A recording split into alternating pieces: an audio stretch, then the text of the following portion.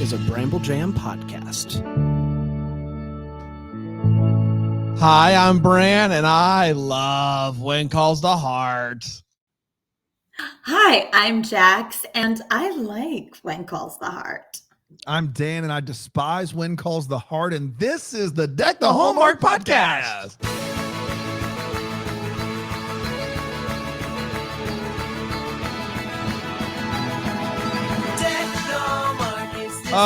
The Panda-less week continues, but it's still a good week. That's right. Because we have good friends. We're on a Panda fast right now. Yeah, and it's tough. It is. We are over the 3-day hump. We're all over the 3-day hump. Monday, Tuesday, Wednesday, I would say was really hard. Yes. This is Thursday, right?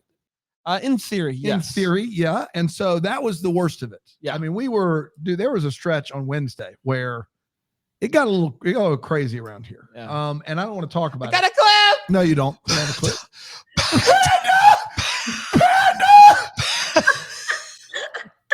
Wait, I know something that can put you guys at ease. Yeah, Let's what's that? let's do the wave. Oh, I like where your head's at. Yeah. What's wild is that not only in that clip were we both just shouting for Panda, we were parched. But also someone was laughing in the background. Yeah. So we just had someone there laughing. Well, that's funny. Yeah, but Thursday's better. It's a better day for us. We cleared that 3-day hump. And Jax is here. And so, how can you be upset when Jax is in the building? Jax, how's quarter one going for you? Quarter one, 2022. Quarter one, as far as a fiscal year. Give us your quarterly update. Are you in the black? Are you doing well? Can you, from a checking account standpoint, just let us know. I'm so confused about financials that I forget if the black or the red is the good one. That's true. Well, I can tell you this: we can't have you on as much as we'd like because we can't afford the amount of money that the folks at these other podcasts are paying you. I mean, you are a legit professional podcaster, and we are over here. We're just trying to make ends meet, Jack. So whenever we can get you, we have you on. I can tell you that now. It's a big get for us, Jax. Well, I really appreciate you guys. I mean, I know that I'm consistently inviting myself on all these podcasts. So whenever someone will let me come on, I feel very grateful. God bless her. And she actually likes When Calls the Heart. Panda at this point just says he does, even though he's it's all made his bed and he knows it's miserable. But you're going to watch the new season that comes out this weekend. It's your birthday this weekend. You're celebrating by watching When Calls the Heart. As you do, season 9. Is it season 9? Mm-hmm. Jax, go ahead. Oh no! I was just saying there's a lot of drama surrounding this, and some people who were really devoted Hardys are now departies and won't watching season 9. But I will be a faithful Hardy. I'll be watching season 9. That's so. Departies is way better than farties, which is what I was calling them. There was fart joke this early. I'm just glad that we made it. There were Hardys, and then it's 3 a.m. and there must be fart jokes. Episode comes out at 3 a.m. Yeah, it does. There were Hardys, and then Jack died, and there were Hurdies, and now there are departies. Are we serious right now? I like that you took us through the chronology because yes, the Hurdies were also a moment in time, and I think they're still around too. And then it's compounded now with there are Hurdies that are also departies that are still some of them Hardys, and who knows when you're going to be a farty. That sometimes happens by accident. It does. Yeah. But you should just go buy some Smarties, eat those. Yeah, of course. Yeah, that makes my day better. I love Smarties. Jax, please don't send me Smarties. I don't need more candy in the office. Be honest, Jax. You reviewed this on the Bubbly Sesh for the Hallmark channel. Way back when? Did you do that? Didn't they do that? Didn't you do? Yes. Okay. We did. Were you, I just need to know, because you're not only are you a talented podcaster, you're also a really good actor. And so I just need to know at one point, if there was ever an episode that was just, bleh, but you as an actor and as someone that was on the Bubbly Sesh still had to come up to bat and be like, oh my gosh, this episode was great. Did that happen? Okay. So the truth of this is that I am much more invested in the current cast of actors and their acting. Like going back now and watching season 5, it seems a little bit more melodramatic to me than more current When Calls the Heart is. I don't think you would call this melodramatic, huh? That's interesting. Is that offensive? Is that a hot take? I would never personally. No, I would never straight call up. it that. Yeah, straight up. No brain surgery here. No. You picked an episode. Yeah, you did. Though, you did. You really which is did. good for you. That's true. So what was the answer? Is that the answer is you didn't have to act because you actually like the new cast of kids. I think that the acting to me, and I say this as someone who, as an actor, I've acted in some doozies, and also I've done bad work. I think the actors on When Calls the Heart are all quite gifted, and they take whatever they're given, and I think they really make it work, especially the more comedic stuff with like Pascal and Kevin. I think always works really well. You're a big fan of those two, huh? Yeah. Would you say, have you always been a big fan, or does it get better? I mean, I think that the longer they're on the show and the more they're given to do, the better they get. I mean, in this episode, their role was basically non-existent. It was basically what's nothing. What's wild is that we've seen Pascal in a couple of movies, and I think she does a great job. And I've said that when we review the movies. And on this show, Rosemary and Lee are like consistently the things that I don't want to see on screen, like consistently. And so it's all like up until this point, their whole thing is Lee's, you know, I'm a businessman. I'm obtuse. And she's like, why doesn't he pay attention? And then at the end, he's like, I was paying attention the whole time. Here's flowers. It's every week. Yeah. True story. I will tell you that I don't say this like to just be like, oh, they're so great. You actually will get to see, if you continue to review, you will get to see more of what they can actually do. And thank goodness for that, because they actually add what is the true comedic relief to the show and some real banter. Okay. All right. You heard it here first.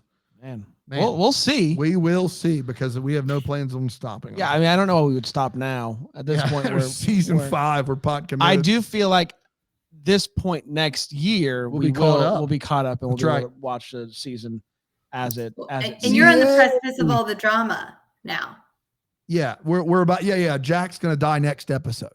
I think it's next episode, isn't it? That's what we heard. The next episode ends on a cliffhanger, and then it's confirmed. Okay. Yeah. Got it. All right. Are we ready? Let's do this. Season 5, episode 8 of When Calls the Heart aired on April. Do you know the name of it, Dan? I know that Jackson knows because I sent her. Your Cheating Heart. On what basis? Hearts on Fire. Hearts in Atlantis. Farties Are Us. Okay, but use context clues from the episode that you watched. What is the name of this episode? Snake Bit Heart. Heart of a Surgeon. Heart of a Champion. These are all good ones. It is Tumor in My Heart. Okay, that would have been one, inaccurate, but 2, this is one of the episodes without heart in the titles. Weather the Storm. Weather the Storm. Yeah. That makes sense. It originally aired on April 8th. You wanted me to get there from context clues, huh? Yeah. Okay. There is weather. Whatever you say, buddy. There is weather. They're studying weather in the school. Dumb. Okay. Just. Oh, okay. You call yourself a teacher? It originally aired on April 8th, 2018. 2018. Benny's here. So excited. Just got back from Denny's. You went to Denny's. They gave me a free meal. Why? They heard my story and felt bad. They said this one's on us. Denny's listens to the show? I talked to Denny himself. That may have been just a homeless guy outside. I don't think you went to a real Denny's. I did. The Moons Over Miami was excellent. What is a Moons Over Miami? It's 2 moon pies over a pig. Not a Denny's spell. It went a little something like this. The kids are going to be learning about weather. And we'll be doing some project-based learning. Blue sky thinking, baby. That's exactly right. Only way to do it. So back when I was a teacher, way back when I was in my early 20s and they entrusted me with children, during the summer when we were getting ready for the school year, we did some blue sky thinking, and we had to build some towers with spaghetti and a marshmallow. Yeah. And Dan loved it. It's my It's favorite thing. Dan's favorite thing to do. Nobody, guys, I'll be honest, no one loves a good, like, team building activity than my good friend Dan. Oh, yeah. Bring it. Trust falls, floor is lava. We do at least one team building activity a week here. That's right. Take it very seriously. Yeah, we do. Abigail tries to convince the banker to go with her investor instead again. Carson's late wife's sister, you're tracking, shows up and says that she has a tumor. It's not a tumor. Sorry, it's a serious thing. I don't know what you want from me. It is a tumor? Yeah, it's a real tumor in her brain, same as her sister. Yeah. And asked if he would remove it. And he says, "Are you kidding me right now? You freaking kidding me right now? Do you know what happened? I should not do that. I should not do that." It's like asking the guy that like crashed the Titanic Yeah. to be like, "Hey, I got this boat. You want to sail it?" Abigail goes to talk to her investor, but when she finds out that she's second fiddle, she bounces. See ya. Bill is going to take AJ to another town for sentencing, and they get stuck in the rain. More weather talk. So they're going to totes kiss. The rain stops. They didn't kiss. I premature wrote that. They get back on the horse, and they bicker some. A stone gets stuck in the horse's shoe. We've all been there. He gets off the horse and gets hit and by hit I mean bit by a rattlesnake. And the horse runs away. So AJ I don't know what she does here. She tries to like suck the venom out. Yep. Is that, do you do that? I thought it was incredibly sensual. There was that aspect to it for sure.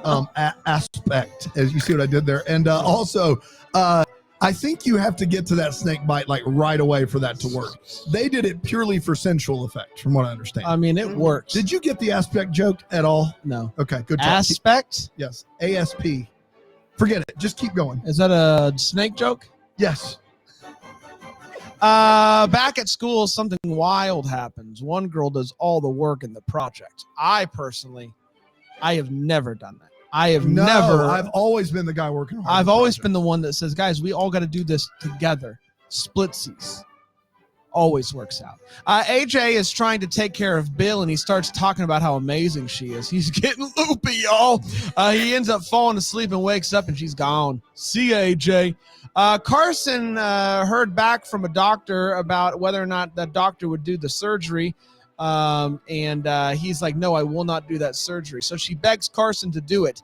He's unsure, seeing as how he has a history with killing people. It's time for the class project, and bad news, everyone. One boy thinks he's dumb, so he doesn't even try to learn about wind. Elizabeth is wise to this, and she tells him, "Hey, kid, you got to do this project again." And the girl offers to help. So back to square one. Elizabeth decides to meddle in the investor's life by calling her son that I guess they're estranged. And so he shows up, and she's like, I'm gonna leave Hope Valley. And Elizabeth is like, "No, you're not until you talk to your son." And I guess that works. She's not leaving anymore, and they hug. AJ shows back up. Bill's stumbling through the woods, looking all dumb. And AJ's like, "Hey, I got a Mountie. I got an anti-venom. And I got a kiss." They do kiss this time. And he's like, "Hey, I wrote you a letter requesting that you get less jail time than Gowan." Wow. So didn't know that was possible. Didn't know it was possible. Carson does the surgery, and guys, it's a big success. Second time's the charm. Woohoo! The investor, the good investor, barges into the banker just as he's about to sign with the bad investor. And she's like, "Don't do it." And the banker's like, "Good enough for me." So he signs with Greta, the good investor. And that, my friends, was when calls the hard weather the storm. We did it. We did it. Easy enough. Let's take a quick break. We'll be right back. We'll break this episode down.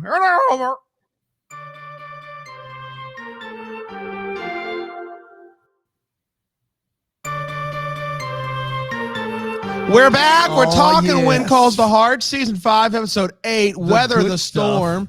What do you think Panda thought of this episode? Guys, I don't know. I could do a whole bit. Top shelf. Top shelf. A lot of action. A lot of action. A lot of action. You got some weathers. You got some kisses. You got bank. That's all I needed to know. Ultimately, middle of the pack. Middle of the pack. Yeah, that's right.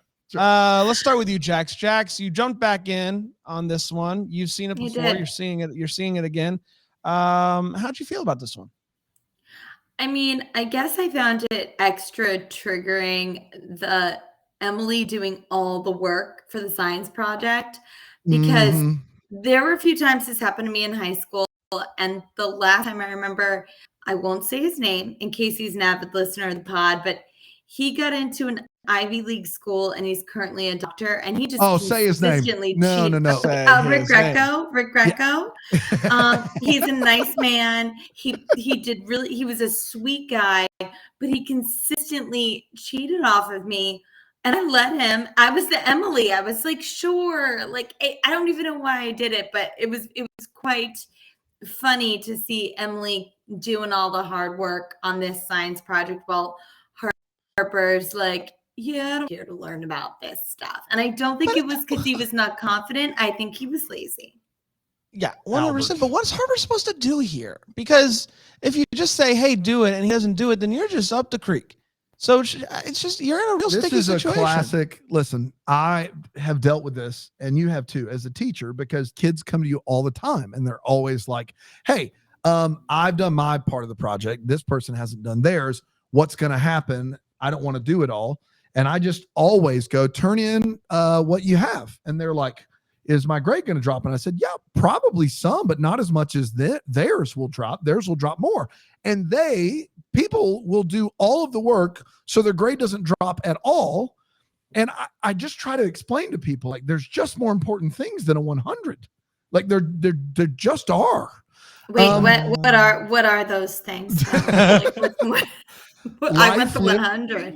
Life, liberty, and the pursuit of happiness. I mean, literally anything you can think of is. But they're not used to hearing that from a teacher. But that's what I tell them regularly. You're so cool, right? You're the cool teacher. So it is a cool teacher. Cool teacher. You're cool such coach. a cool teacher. They don't cool get frustrated at all at me when I tell them that, for sure.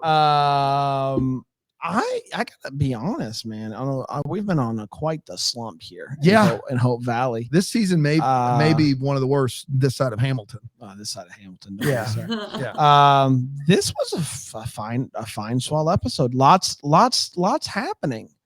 You got snake bites. You got kisses. Everything that Panda said is accurate. Great. A lot of fun in this episode. I was surprised by it. I'm like, why is this so hard? Why is it so hard to just do stuff? We did stuff in this episode, we did a lot of it, and I had a lot of fun with it. Why is this so hard? Just do it.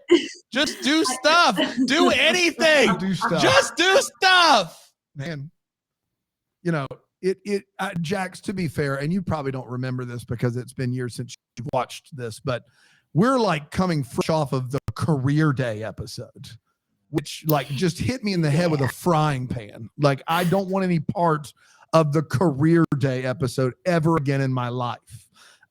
So there is that. Maybe it was the fact that Rosemary wasn't around. And it could have been because, like, there's a brain surgery. It could have been that Rosemary wasn't around. It could have been that Bill, could die. It could have been that Rosemary wasn't around. It could have been, there's a lot of things here. Rosemary wasn't there. But it could have been, there are so many, now that you mentioned Rosemary really didn't have but a line in this. She had a line. She had one line. Yeah, that's it. Gosh, the last few weeks, she had one line.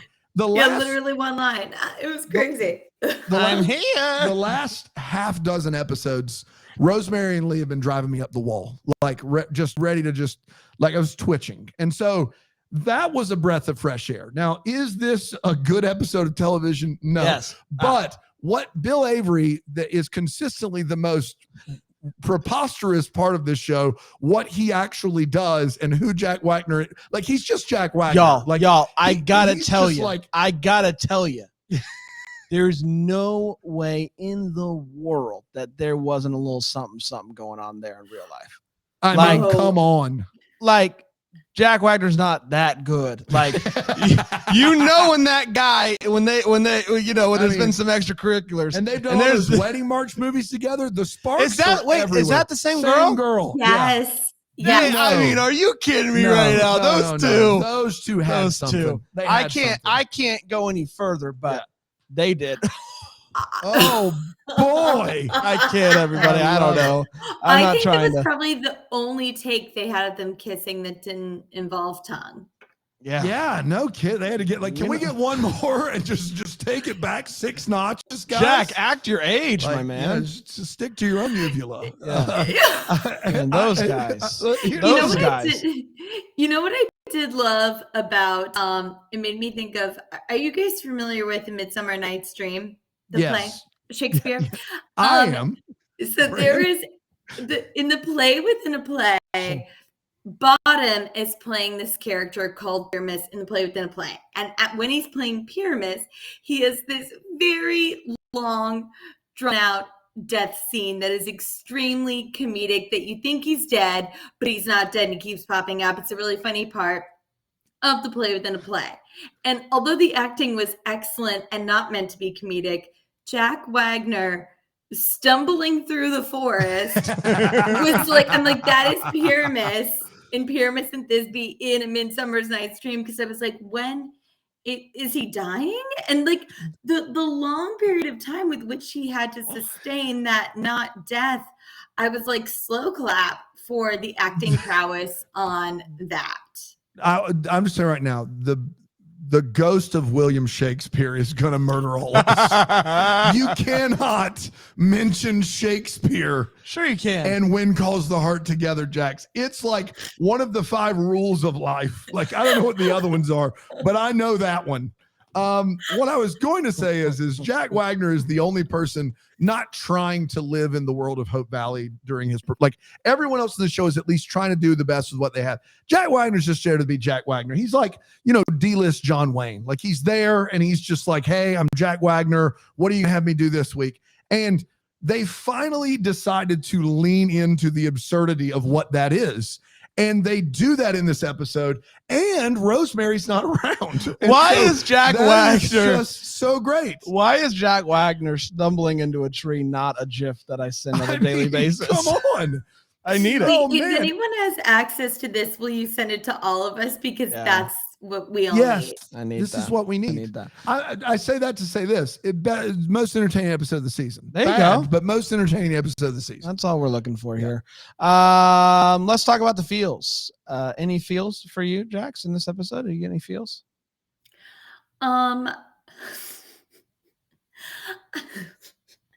I was happy that Carson didn't murder another person in that family. Right. I think we all that were. Is, relief feels. Yeah, for sure. For sure. Yeah. I mean, I did. It also was a little sad knowing what we know about Jack to have Elizabeth writing, can't wait for you to be home soon, that kind of stuff. Because we know that that's just headed somewhere. Do you have any inside info on this, Jax? I am of the opinion, because we talked to Daniel, that Daniel said, like, I left the show after 4 seasons, I just did, or 5 seasons, whatever. Like, I decided not to renew my contract. It was evident that they were upset at him, in my opinion, for not renewing his contract. And so they just gave him as little to do as they possibly could over the last season plus. Do you think that's accurate?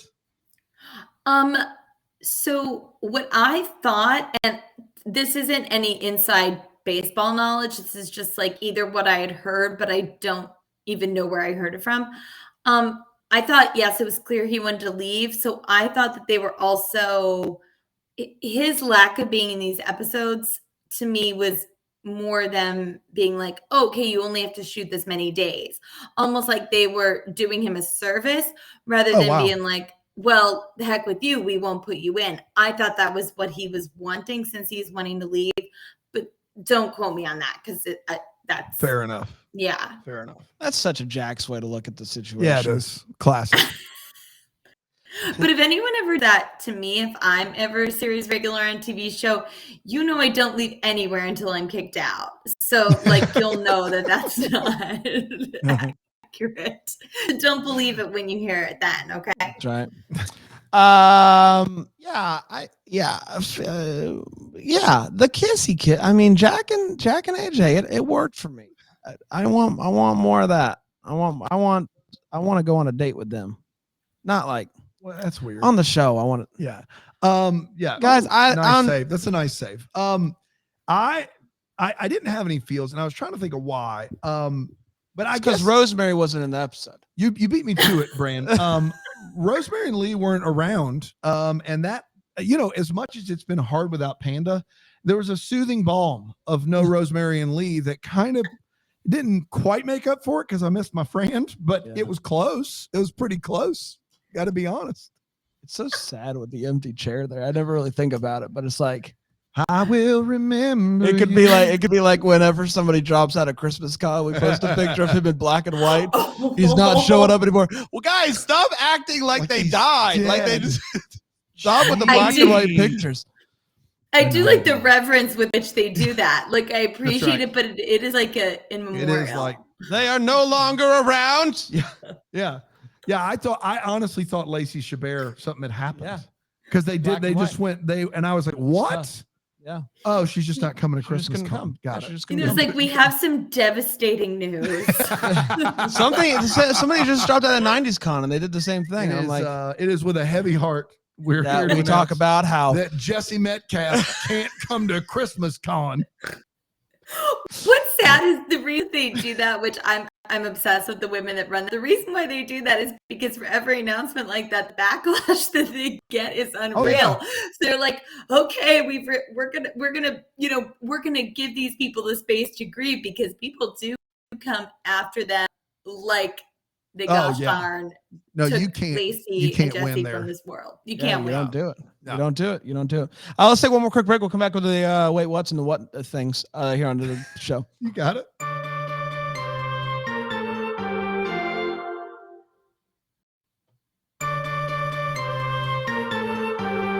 We're back, everybody. We're talking about this show and this episode. We're here, and Jax is here for Panda. Panda is no longer with us. Wait, sorry, I don't want. I'm checking. Is Panda's okay, right? Yeah, he's moving across town, and he's got a. Okay. He's literally closing on 2 houses in the same day. Yeah. He's got a full week this week. So he was stressed. Hey, buddy, you take the week off. Yeah, take the day. Take the day off. That's right. Let's talk about the way what's. Let's talk about the way what's. Jax, did anything pop out to you that made you say, "Wait, what did you watch in this episode?" I will say I loved them, but the entrance of the cute little Muppet grandchildren, and when I say they look like Muppets, I mean that in the best way. I think they are darling, adorable, and were one of my favorite parts of the episode.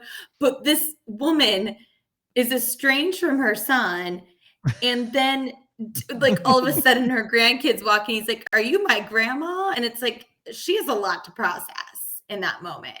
But those kids are cute as all get out. And I really was like, I wonder what they're doing now 4 seasons later, because they're pretty adorable. Fair. Are you my grandma? No, Grandma. No, Grandma. Don't leave. Don't leave, Grandma. Then he just stares blankly. Because she didn't answer in the affirmative. She was just kind of like.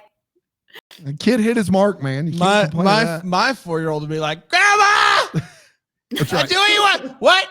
Candy? What? That's right. Yep. What? Yeah, baby. Yep.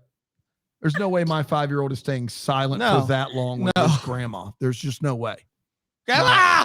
Yeah. What are you guys talking about? That's right. What are you guys talking? Dad, what'd they say? Yep. Dad, what'd they say? Pipe down. I'm trying to make up with your grandma. I'll fill you in later. You're Dad, 4. Dad, what'd they say? I love you, son. There's no way that there is they're like, we got to do surgery now. And Carson says, "Lee, I need these things." And Carson, whose job it is to run a business, is like, okay, it's there's no way he doesn't mess it up.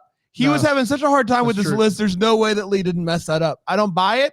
I know that the stuff showed up because she lived, but But Lee was really having a real struggle bus there. There's just no way he didn't mess that up. So you need a pancake batter. Oh dang! Okay. That's what lithium batteries. That's what I want. Eggshells and dynamite. You want lumber? No. You want lumber? No, I got plenty of that. Trees over here. I got them. Dan. I've got a bunch, but most of them are about this entire AJ Jack Wagner storyline. First of all, I don't want to be this guy, but it literally does not rain on them. They say it's going to rain. They spray some mist sideways. Everything around them is completely dry. Don't be a little They're digger. running a white noise machine. Literally, it does not rain. Go and look at the scene again. It is embarrassing. It's completely dry in that forest. It's not raining at all. Have you ever heard the saying, is Barry safe in shark? The snake that bites him is not there. Like, it's not there. That is a video of a snake that they found from the National Geographic Why would they channel. bring in a snake? And Of then- course, why use stock video? Don't bring a snake in. Jack Wagner's a natural treasure. You don't get that man near a snake. And then he says, rub some charcoal on it, and she happens to have charcoal. Where did she get They charcoal? had a fire with charcoal there. Where did she get charcoal in the middle of the woods? You wouldn't get it. And then they say, we looked everywhere for you. He's filled with venom. How far could he have gotten on his hands and knees? What, like a 10-foot radius? Where did you go looking for this guy? We looked everywhere for you. He was crawling, lady. How far could he have gotten? And then last, and this is my favorite. This may take the cake from a bad advice standpoint. They're lying there underneath the tree, and he's like, I don't know if I'm gonna make it. And she says, why don't you get some rest? Listen, look, I know it's the 19 teens, but if you tell someone who's got bitten by a snake to go to sleep, they will die. They will die. Their heart will stop. Do not do it. If you're listening, I am not a Boy Scout. This is common knowledge. Do not let someone who's gotten bitten by a snake go to sleep. Don't encourage it. They're going to not wake up. That is just science. Don't do it. I feel like the light is fading from my eyes. Why don't you get a little nappy in? I'll take good care of you. Just tired. What in the world, AJ? Good gosh. Well, Be maybe better. at that point, AJ wasn't sold on him, and she was like, "If I make sure, I'll get away." If he lives, great. If he dies, great. Great. Jax is over here with feels about doing the whole project. I'm over here with my boy Harper going, bro, you overcorrected on this thing. It's like you've never been dead weight on a group project before. If you're dead weight on a group project, you learn 2 or 3 things that you go to. If the teacher asks a 100%. question, you got 2 or 3 in the chamber. Like, what's wind? Like, what is wind? That's right. Like, that's the basics, man. Like, if you're going to be dead weight on a project, you have to carry some weight. You know what I mean? Like, you can't just show up and do nothing. And then lastly, the woman comes in who's going to invest in the bank. And we don't have time to go down the rabbit trail of the fact that Abigail is insisting on her person give the money based on integrity. That's too close to home. But the thing that I will say that we need to talk about is that these papers have been drawn up for this man. They're not like, papers that anyone can sign. They have his name on them. Like they're all drawn up for this one man, not for anyone. They're not just to the person that's going to give us money, please sign here. And then she just takes those papers and signs them like they were made for her. Like that's not how papers work, right? Right? I don't know, man. The 1910s were wild. Yeah. It's World War I's going on. All the lawyers are fighting in the trenches. I don't know. They're at the Battle of the Somme. That's all I got. It's time for hopes and valleys. It's part of the show. We talk about what in this episode is giving us hope for the future and or bumming us out. I don't know how you're going to do this, Jax, because you know what's coming. But is there anything in this episode that gives you hope for what's to come, or maybe is making you a little leery? Oh, you got it. Weary and leery. I think, even though I know what's to come, and I know this is not a plot line they go down. When Kurt told his deceased wife's younger sister that she reminded him of her. While that is a sweet thing to say, I think I would have been a little bit like, oh, cool, and I would have made me feel awkward. And I was watching this, even though I know that's not the way this goes, I would have been weary and leery about them going down the road of Carson, the little sister of his deceased wife. Yeah, that would have been something. Yeah, I don't know how. Does he date Faith? Does he date Faith? Oh, oh my goodness. Oh, you baby boys. Yes, he does. I just found out on the. I forgot. There's this uncharted territory. I found out on the chat, BrambleJamPlus.com, that Jack Wagner is your favorite cast member. Is that accurate? Oh, hang on. Yeah. Let me see if I can find this reel. What can you possibly have under there to prove your point? Wait, hold on. Well, while you're searching, I'll give mine. My hope is that Jack and AJ are going to have a lot more. All right. Oh, pulled that out very quickly. Yeah, that's something. It's a signed photo of Jack Wagner. Oh, wow. Good for you. So that was what I was pulling out. Sorry. Did you get to interview him in your days? I did. I did, and he sang to us, and there is a bit of attraction there on my end. It's not reciprocated, and that's okay. Yeah. He is an elderly fellow. He is. But yeah, that's never stopped elderly white men before. I should have known there was an attraction there when you compared it to Shakespeare.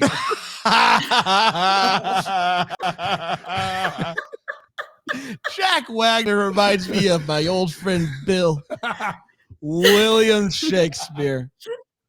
My hope is that Jack and AJ get more scenes together because I'm here for it.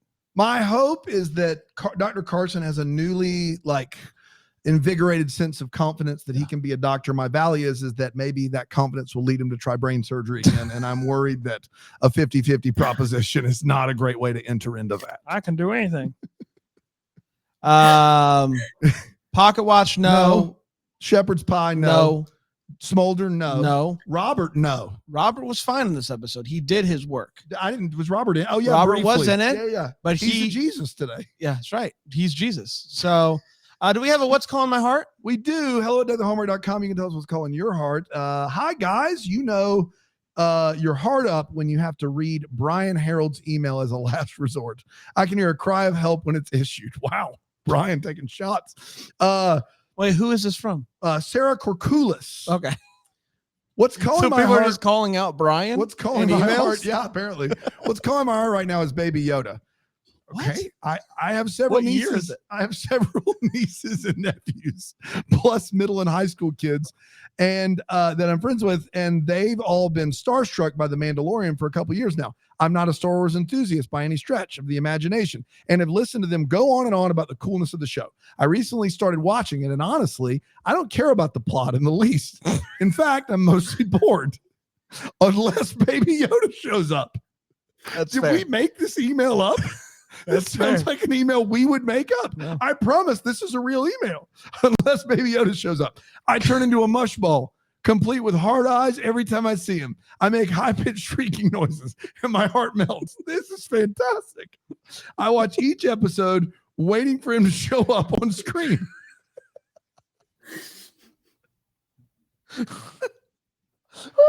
I should have read it ahead of time.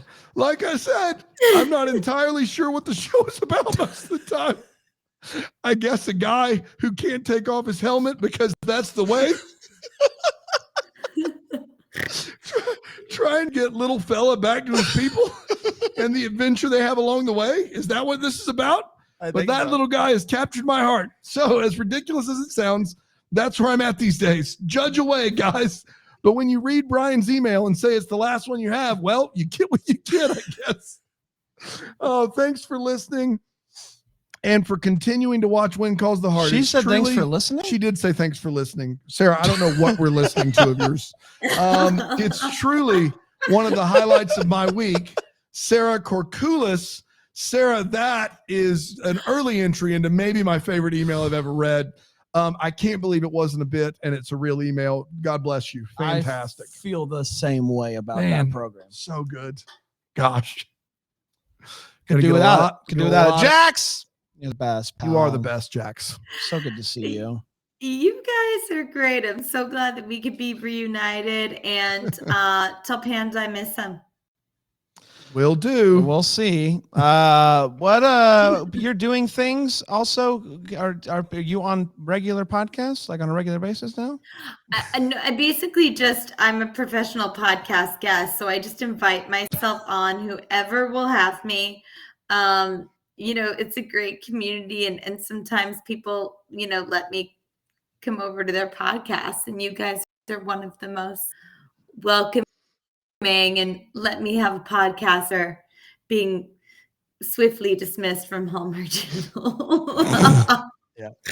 Yeah, and you're being kind because we did fire you, but you have 6 more episodes with us. We're trying to fill out. We're just trying to get this out of the way as quickly as possible. Yeah, we were trying. It's kind of you to be as gracious as you're being. No, Jax, in all seriousness, you're welcome here every single episode, and you know it. You're wonderful. God bless you. Thanks, guys. This is so great. I'll talk to you soon. And may we be the first to wish you a Merry Christmas.